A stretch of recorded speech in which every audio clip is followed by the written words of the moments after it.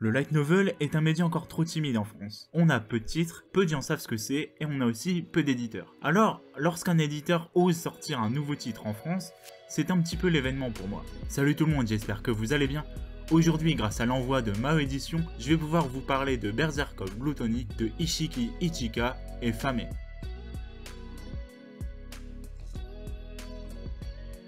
Lorsque l'on commence Berserk of Gluttony, on nous décrit un monde qui est pas si cool que ça.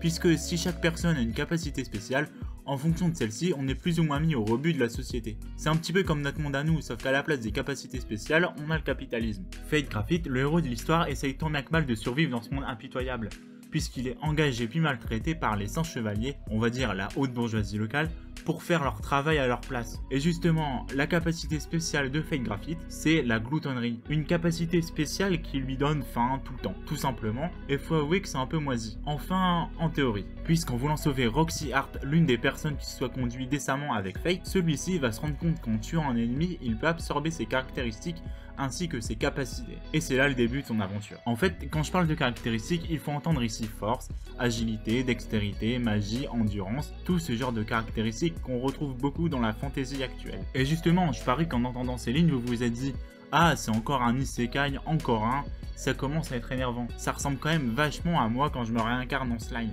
Sauf que non en fait, Fate Graphite est bien né dans le monde qui nous décrit actuellement. Ce n'est donc pas un isekai pour la plus grande joie de certains. Concernant le rapprochement qu'on peut faire avec moi quand je me réincarne en slime, je peux comprendre leur raisonnement. Sauf qu'hormis l'absorption des capacités, la ressemblance s'arrête là en fait. Et en ce qui concerne l'utilisation des codes du jeu vidéo, celle-ci est un petit peu plus poussée dans Berserk of Gluttony, à mon grand désarroi d'ailleurs, puisque personnellement, je pense qu'afficher les stats de la sorte, c'est un petit peu de la facilité pour montrer à quel point le héros augmente en puissance.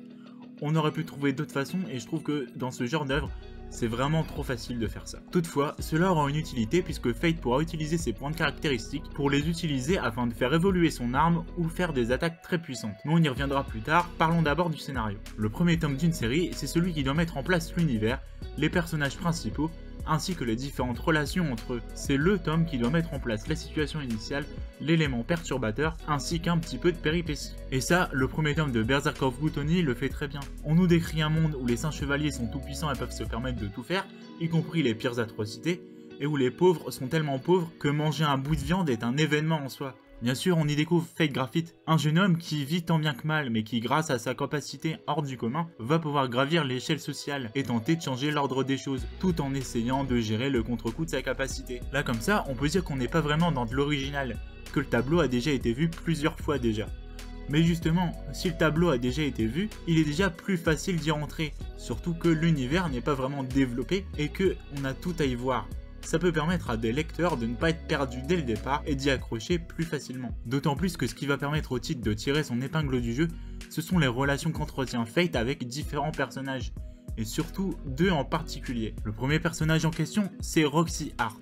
Aucun rapport avec le personnage de Mushoku Tensei au fait. Lorsqu'on la rencontre pour la première fois, on devine très facilement qu'elle va avoir un rôle de love interest pour Fate, et que ce sera probablement réciproque. Seulement, elle n'a pas que ce rôle-là, et ce qui est très intéressant, c'est que c'est elle qui va nous permettre de voir qu'il y a une lueur d'espoir dans ce monde plutôt sombre, et de découvrir un peu les us et coutumes de l'aristocratie, de manière plutôt bénéfique. Mais c'est avant tout une jeune femme qui se retrouve du jour au lendemain à la tête de son clan, et qui doit faire face à une montagne de responsabilités sans qu'elle n'ait rien demandé, tout en faisant face à la mort de son père, ancien chef du clan donc. C'est donc un personnage très intéressant et très bienveillant, qui va bien au-delà de ce qu'on aura cramé à 3000 km.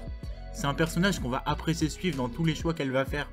Des choix, bien évidemment, indépendants du personnage principal, qui est une très bonne chose. Et puis, il y a le second personnage, Grid.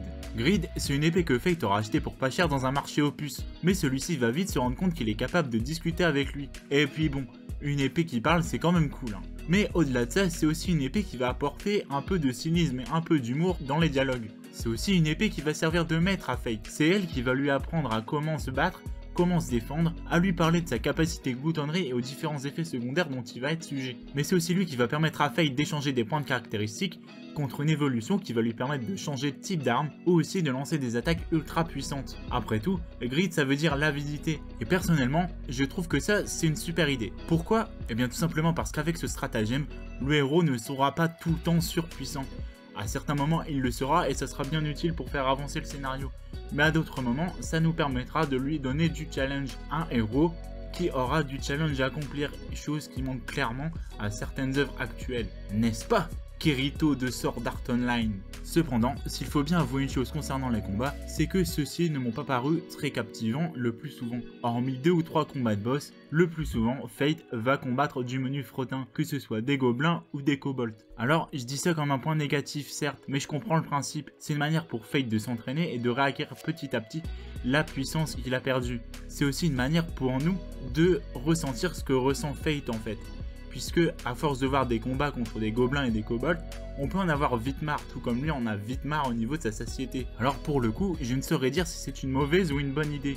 Tout simplement parce qu'on peut vite tomber dans un piège de répétition. Et j'espère que l'auteur ne tombera pas dedans. Disons simplement que l'idée est audacieuse. Surtout que finalement, ce qui va se révéler le plus intéressant, c'est de voir comment Fate va devoir gérer cette contrepartie, comme je l'expliquais tout à l'heure. Seulement, je n'ai pas expliqué ce qu'était la contrepartie, et ça, je vous laisse le découvrir en le lisant. Bah oui, je dois pas tout vous raconter quand même. Mais bon, si vous lisez le titre, vous avez compris je pense. Dans ce tome 1 de Berserk Love Gluttony, l'univers et le scénario sont assez classiques, mais se révèlent très intéressants, notamment au niveau de l'aspect relationnel entre les personnages. C'est pour moi une des raisons qui font que vous devez lire le titre, parce que l'on sent très clairement que la série a du potentiel. Et si vous voulez un autre argument pour lire ce titre, eh bien, si l'on regardait les dessins. Parce que oui, je vous rappelle qu'on est dans un light novel et que généralement, dans les light novels avec plusieurs tomes, on a quelques dessins pour nous tenir compagnie lors de la lecture. Et pour le coup, Fame, ou Fame, je ne sais pas en fait, nous propose des dessins qui retranscrivent bien l'action ou nous montrent correctement les décors dans de jolies pages couleurs au début du livre. De quoi en faire profiter les yeux. En ce qui concerne le livre en lui-même, celui-ci est de bonne facture. J'apprécie énormément le fait que ce ne soit pas écrit trop petit. Ça permet de profiter pleinement de sa lecture et d'apprécier un bon moment. On notera cependant quelques petites coquilles avec des espaces en trop entre des lettres ou ce genre de choses. C'est dommage. Mais bon, une erreur, ça arrive quoi. Mais je tenais tout de même à le signaler en toute honnêteté. En conclusion, j'ai passé un très bon moment en lisant le premier tome de Berserk Love Gluttony. Si de premier abord, le scénario et l'univers peuvent être assez classiques, ils ont néanmoins tout le potentiel pour se développer et tirer leur épingle du jeu. Et c'est surtout ça que je vais retenir. Ça et la relation entre les personnages. Des personnages eux aussi plutôt classiques au premier abord, mais qui ont tout le potentiel pour se développer de manière inattendue. On en voit déjà quelques traces, notamment avec le personnage de Roxy. Mais si ce que vous aimez ce sont les combats, et bien hormis 2-3 plutôt sympathiques, le reste n'est pas très folichon. Je me répète, mais je pense surtout que le principal intérêt du titre, c'est vraiment le côté relationnel, le côté développement des personnages. Et justement, Berserk Love Gluttony, dans ce premier tome, n'est qu'une petite chenille qui demande à se transformer en papillon. Et j'attends vraiment ça de sa part. Tel un véritable glouton, j'ai fini ce tome plutôt rapidement, je l'avoue. Mais maintenant, il m'en faut plus, toujours plus. Et je suis persuadé que Berserk Love Gluttony a le potentiel pour nous proposer quelque chose de grand, que ce soit en termes d'univers, de personnages et même de combat. Il a la possibilité et devra nous proposer quelque chose qui sera capable de nous rassasier. Et en tout cas, c'est ce que j'attends. Et voilà, cette review est terminée. Je vais d'abord commencer par remercier Maho Édition pour l'envoi du titre, et je vais vous rappeler que Berserk Love Gluttony tome 1 sort le 30 avril au prix de 13,80 €. Comme d'habitude, si vous avez aimé cette vidéo, n'hésitez pas à vous abonner, à mettre la cloche. Vous pouvez aussi mettre un pouce bleu et laisser un commentaire pour donner votre avis sur le titre, si vous l'avez déjà lu ou si vous l'attendez vraiment. Et ce serait cool aussi que vous partagiez la vidéo sur les réseaux sociaux, ça aide vraiment pour que la chaîne puisse grandir. D'ailleurs, vous pouvez aussi me suivre sur les réseaux sociaux dont les liens sont disponibles dans la description. Quant à moi, je vous dis à la prochaine pour une prochaine vidéo. Salut et profitez-en pour regarder les autres.